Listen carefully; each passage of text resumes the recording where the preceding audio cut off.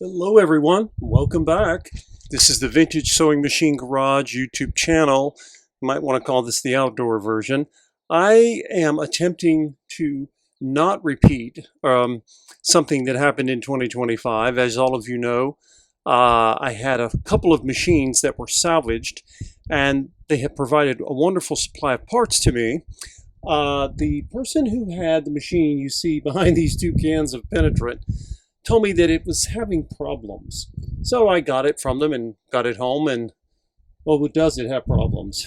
In fact, not since the Kenmore 158191 model have I had a machine that was this frozen. I don't even call it asleep. It is literally frozen. I can't get really much of anything to move. I can get the needle to go up and down, so okay, try to be grateful for that. And so the two products you see here are penetrants. They're designed to help things unlock. They're often sold to people who need to get things that are rusted to free, but they also can be used as a degreaser of sorts, kind of. So that is what I'm going to attempt. I'm going to start with PB Blaster. That's the name of this one, whatever that means. And then, worst comes to worst, I'll try the liquid wrench. You all know I'm not a fan of the smell. None of these things smell good. They all stink. But the liquid wrench stays around longer. But we'll start with the PB Blaster and see where we get. Now, why am I taking such extraordinary measures? Well, you know what? This side compartment, guys, I have to tell you, is horrendous. Like, really bad. As in, like, I don't know if... This does not look like sewing oil. It looks like... I don't know if it's some other kind of oil. I don't see grease per se like I saw in the Kenmore, but something is really, I don't know, I see sludge, and I don't even know why I see sludge. This is not common. For those of you who are interested in vintage sewing machines, maybe you're looking for one, this is very unusual because of the hundreds of machines I've rescued and restored. I almost never see this. So I'll tell you what, let's start. We'll start by getting the lid on this machine removed.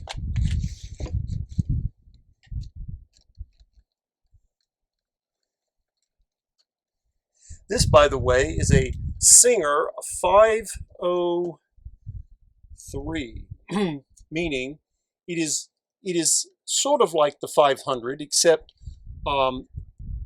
it actually requires a cam to do its decorative stitches. There are no built-in cams.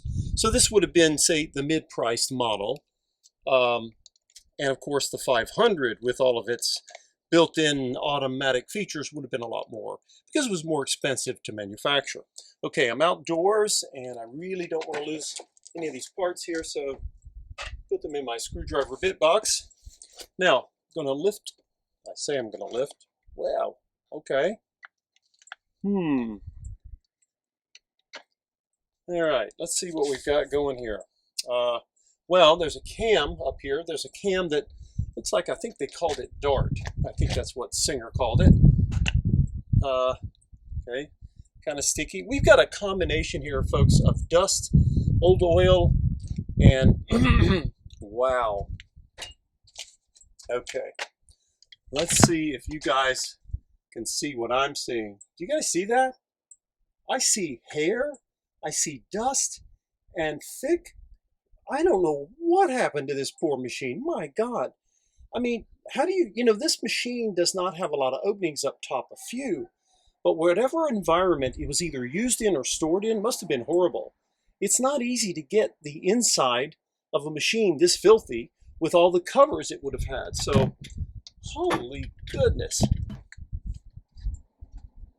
All right, let's see about getting this lid to move. I mean, it's not every day you have an old sewing machine, even those that are sleepy, where the lid itself doesn't even want to come off. Well, at least not readily or easily. So let's see if we can figure out what's going on here. Wow. All right. Okay. So if you look underneath, you see this is old oil, but it's very hardened and very dark, even for old oil. I'll tell you, maybe someone thought they would be creative and used something other than sewing machine oil. All right, I'm gonna tilt this towards you guys. Take a look at this. This is awful. This is really terrible. But again, the aesthetics part I'm not so worried about. But I've got like, where did all this dust and filth come from? I mean, I think I'm going to have to get a brush and at least try to get some of this stuff out of here before I add even the penetrant. Normally, I do this before I oil a machine, obviously. But this poor machine has seen a lot of abuse. It's really unfortunate because this thing was crazy money. It wasn't even the top of the line model in the Slant-O-Matic in 1958 when these debuted, but boy, it was still a lot of money. And in today's dollars, I think it might surprise all of us to imagine how much people used to pay. All right, let's get ourselves a brush.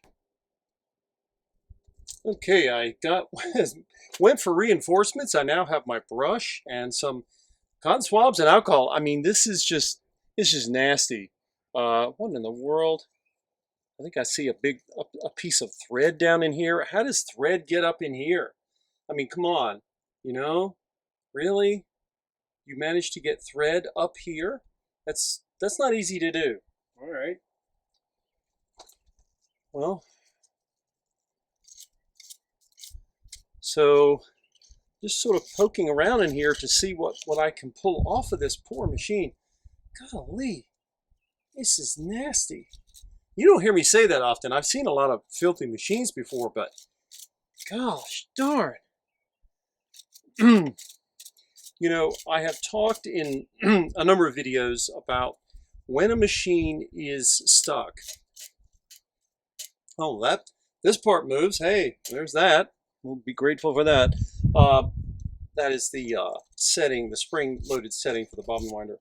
So I've mentioned in the past that when a machine is frozen or sleepy or asleep, the more complex it is, the more features it had, you know, it adds mechanical complexity, which is fine. But when the machine is abused and it's frozen, it's going to be extra work. Okay, so just, you know, you want to make sure you, there's another thread. God. You want to make sure that, you know, you're in for a penny, in for a pound. So, you know, you just have more moving parts to revive, I guess. A simple straight, there's another thread, I swear.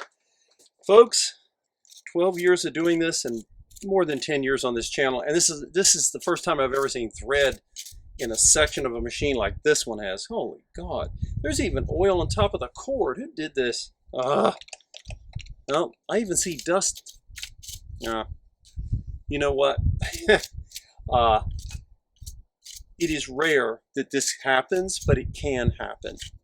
And I think, here's what I think. I think this machine was heavily abused, and I don't think it was, I would like to think it wasn't the original owner, because original owners typically, they take great care of their machines because they had to pay for them, or someone in their family did, and they knew that they were worth caring for back in the day when people would spend a considerable amount of money on a consumer product and they would take care of it.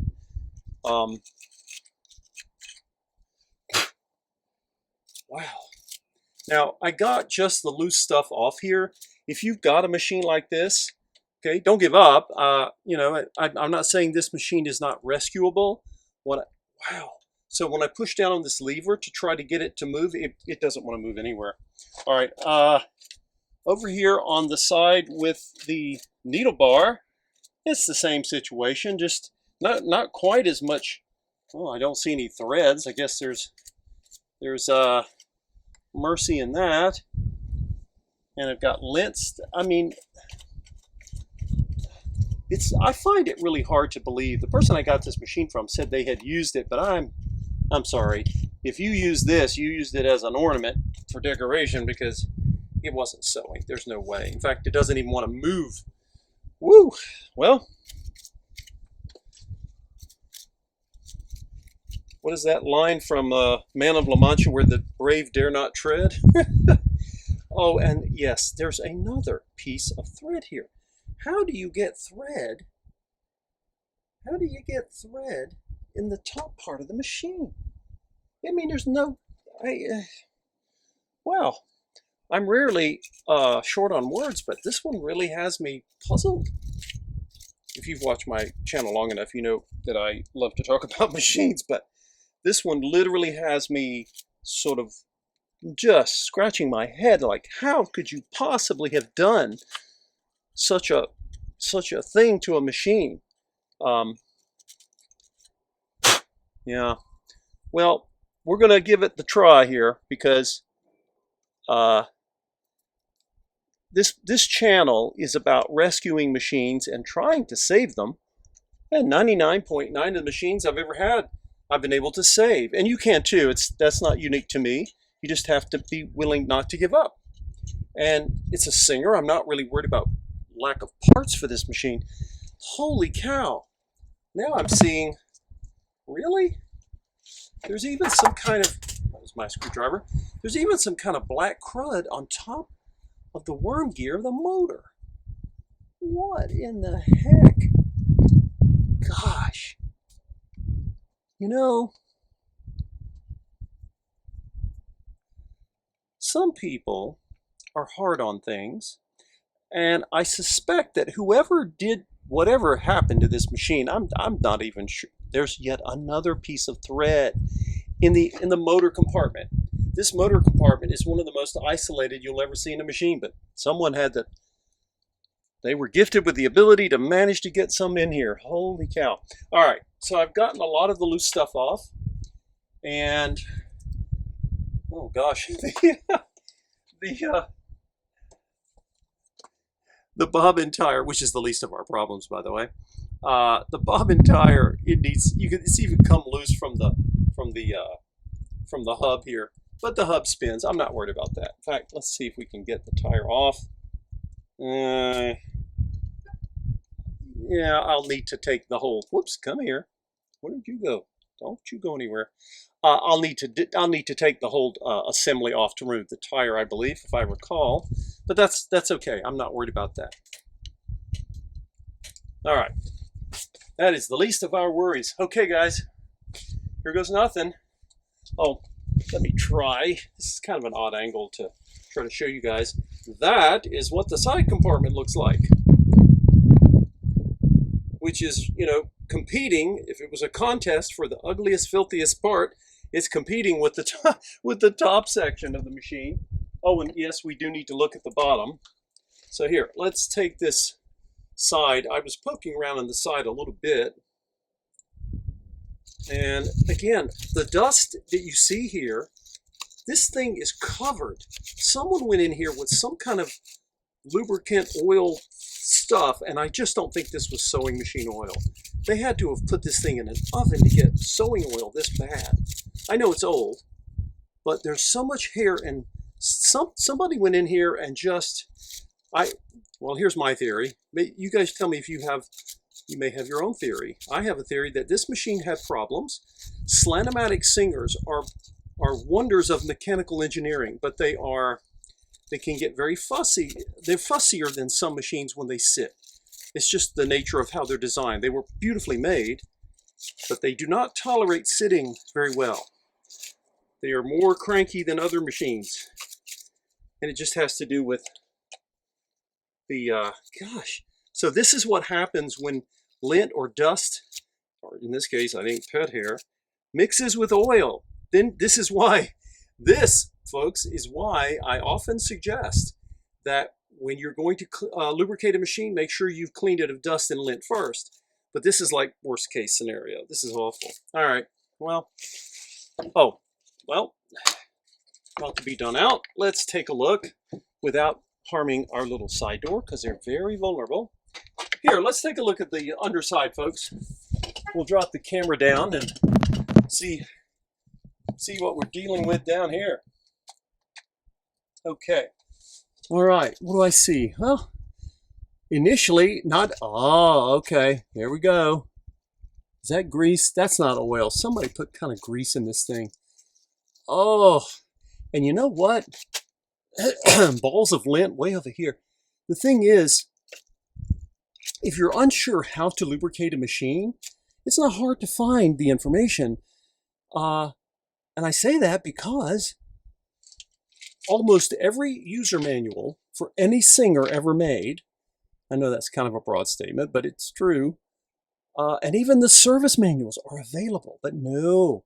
Oh my gosh, what is this nest here? Here, let's lower down.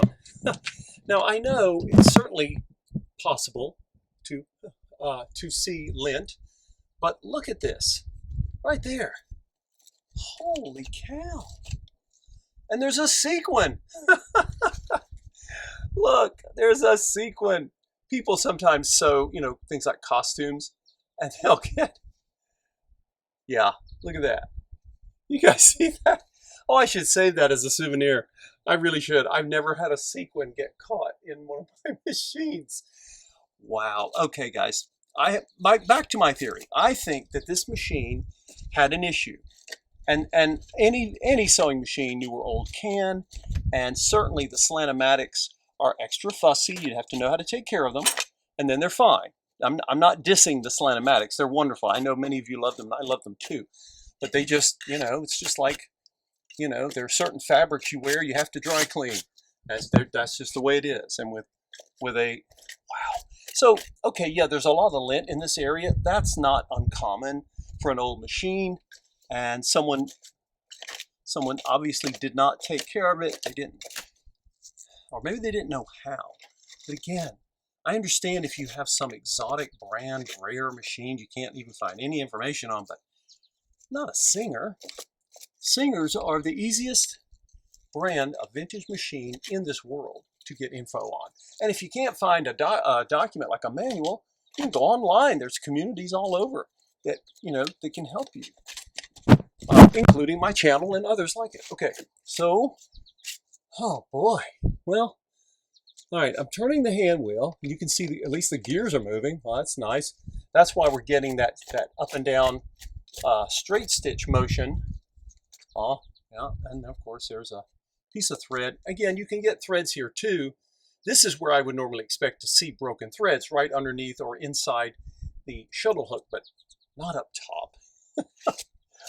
Wow, hard luck case. Wow, well, I have a theory that when this machine was having an issue, someone didn't want to take it to a service center or even take time to try to figure out how to service it themselves. No, someone said, oh, well, what you need is some sort of exotic special kind of lubrication. And they squirted something in this machine all over the place. And then I think it sat, because I don't think that solved the problem. And they may have even stored it in some area that was very warm, like a shed. And hold on to that thought, because we're going to put, now that we're finally in summer here, I'm going to be putting this machine, after I've put the penetrant, I'm going to be putting it in my garden shed. And I don't know if it's right now, you just see, and it gets very warm in there. Now you might think, why are you doing that? Because I want that penetrant to be, the penetrant will work more effectively. Normally, you've seen me use penetrant indoors. You don't need to do this, but this is a pretty extreme case. So what I'm going to do, again, trying to get as much of the dust off as possible. A lot of it's, it's cemented, not cemented, it's attached to the metal. Oh, golly Pete. Anyway, I'm going to attempt, once I get the penetrant on, I'm going to leave the machine in the warm shed, because I'm hoping that heat will help soften some of this, whatever this, grease, oil, whatever it is. I don't know if they put motor oil in it. Please never put motor oil in your sewing machine. There's only one place you ever put it, and I've shown that in my videos, and that is on the bearing of a Slantomatic motor. And there's only one spot you put it, and you put 1 or 2 drops. You never use it to lubricate the mechanical parts of the machine. All right, guys, let's try it here. Cover up my. All right. I'm going to start up top. Well, I guess we can start down here. It doesn't matter in this case. Now, if you're doing this, you can remove your motor, or You can also stay away from the motor. Do not get anything near it. Never spray. Don't put any lubrication in the motor unless it's a specific procedure that I or someone else of a good channel shows you, because you don't want, you will destroy the motor, and that'd be a shame. Okay, I don't suspect the motor's, who knows, but hopefully the motor doesn't have an issue. So notice I'm going to be spraying, you know, with the angle toward the left. I don't want to get anywhere near there. And you can also, these cans come with a little, oh, what are those things? It's a, looks like a little straw that you can, you know, you can spray things down with. So I'm just coming over here and I'm spraying basically the parts that are not willing to move, so that hopefully we can get them to move. I'm going to come up here. This is my, I'm not that worried about the needle plate, you know, where you raise the plate instead of lowering the feed dogs, but that piece is going to have to move also at some point. Again, our motor's okay. Our motor's not sprayed, so that's all right. Now, I'm going to put the machine back up. And by the way, I have placed this machine on, you can use a plastic pink drop cloth. I have it sitting on a, I think this is an old shower curtain liner, or one of those things you get when you're waiting to get a shower curtain or something. You often have them when you move, but you can use just anything like a plastic drop cloth, something that you're not going to save. All right, now let's get back up top here. Whew.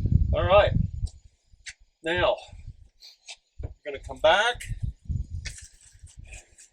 Now the right side of the machine does not seem to have all that. I don't see any issues with movement, and even our little spring-loaded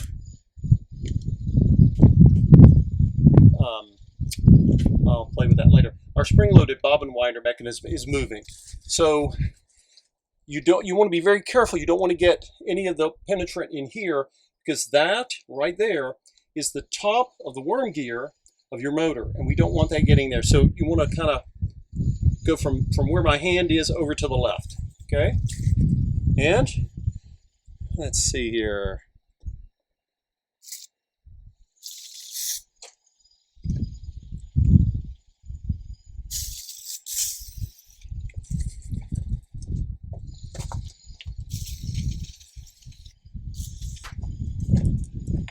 And the reason I'm doing this is not for aesthetics. It doesn't bother me that I've got old oil or even grease on the inside of the machine. That's really irrelevant. It's not really a problem or an issue. And I don't know, maybe I'm hoping that because this model is slightly less complex than the 500 because it doesn't have built-in cams. Maybe that's just wishful thinking. I don't know if that's going to help save us or not. Whoa, hello. Well, again, massive. Wow, these are like giant clumps of let's see, put this one. Giant clumps of lint that I'm finding. So again, I can lift up my presser foot, there we go.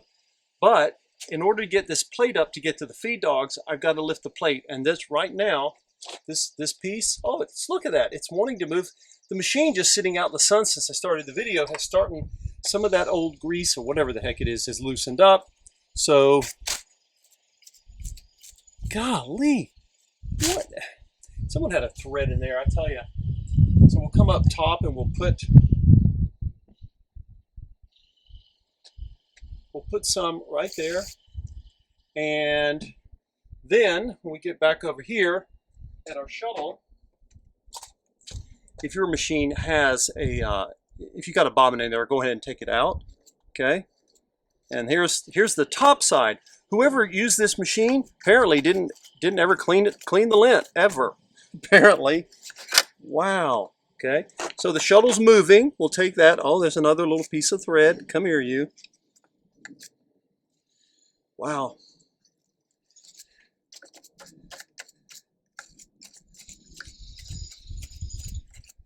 And I'm just basically, what am I doing? This is not the final cleaning of this machine, by the way. You all have seen me go through machines to clean them, get them ready, but no. What I'm trying to accomplish at the moment is just to get as much of this crud off of here. Yeah, yeah. I can move this lever part of the way, but even though it's metal, this is the lever with the, that raises the needle plate. I can get it to move this far, but no further. I'm not going to force it. I know it's metal and not plastic, but this is not a normal case of sleepy sewing machine, folks. This machine, I think it's been in hibernation for a long time. Why? I don't know why they told me that it had a few problems. No, it has a lot of problems. All right. Now, again, I'm just going to come in here and you say, oh, I don't normally spray penetrant here, but in this case, we need it, folks. We need it everywhere we can get it, apparently, except for the motor. Don't do that to your motor. Please don't. All right. Now, I'm going to lower the camera.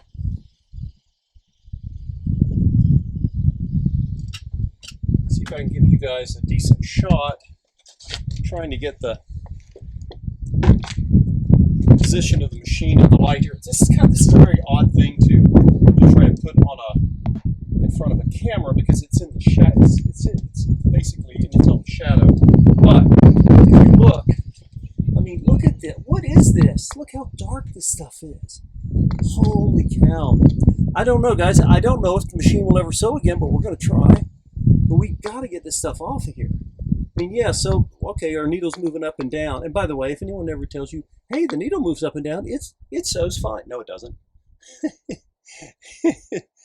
Those of you who do know your machines or sewers, I know that you know that, but those people who are new may not. And all of us, at one time in our lives, were new to this notion of bringing back sewing machines. I certainly was. Okay. Again, I want all of the mechanisms in here. Yeah, it's dripping and I don't care. Because that's not, you gotta crawl first. First you gotta wake up. Oh God, this is horrible. I'm gonna come behind. This, of course, by the time you get to the 500 series, you adjust pressure bar tension with this plastic dial, which is attached to metal, and you know the rule there. Let's get the metal moving first. Okay. Wow. Holy cow. So, yeah, this doesn't want to move at all. None of these parts up here want to move. I'm going to add a little bit more up top. And then it's going to be time for, I'm going to have a lot of this stuff to mop up, I know, but this is a dire situation, dire calls for strong action, folks. All right. And this stuff does not smell good. That's why I'm outdoors. Hopefully the PB Blaster, like the 3-in-1 oil penetrant that I've used on other machines, I have a variety of these things, different brands of it.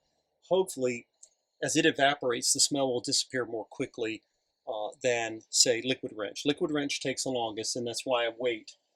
I try this first, and then if it doesn't work, I can always go to the liquid wrench. So, I'm going to let this sit, and then let it sit here out in the sun, and then I'm going to put it into the, they managed to get dust on the inside of the darn needle bar door. Oh my gosh. Okay, I'm going to let it sit out here for a while, and then I'm going to put it into the garden shed and let the summer sun heat up the shed and see if that will help. And then we'll come back and take a look and see what's what. So, well, into every life a little rain must fall, and apparently that's true with vintage sewing machines too, guys. Anyway, let's see what this product will do, and if it doesn't work, we'll take a look at the liquid wrench. I really want to save this Rocketeer. Singer did such a magnificent job back in the day, and this machine, I know that I've said, and it is true, the Slant-O-Matic machines, not the 300, not the 301s, but once you get into the 400 and 500 series and above, they can get they can get fussy if they're not cared for. All machines can. These can get a little more fussy, but that doesn't mean we shouldn't try to save them, because the quality of construction and engineering is great. We just have to sit and wait, give it time. Remember, products like this, if they're going to work, they take time. You can't rush it.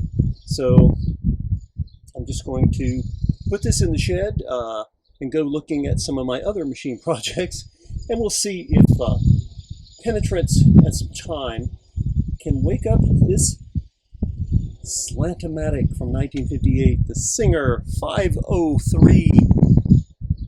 Maybe, what do you think? Put your comments down below. Do you think it'll run again?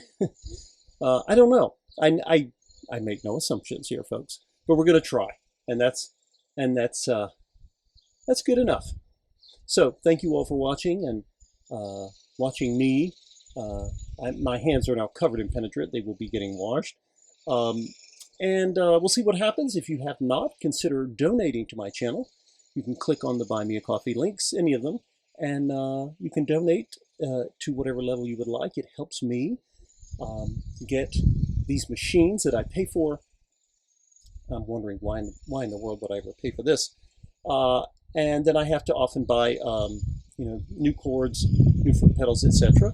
And I can show them here on the channel. Anyway, it would be really helpful. I appreciate it. And also, if you haven't subscribed, please consider doing so. And you can click the little bell symbol, and it will let you know with an alert when a new video has been posted. Thank you, everyone. We'll see you next time, and we'll see what's in store for this really mistreated Singer Rocketeer. Take care.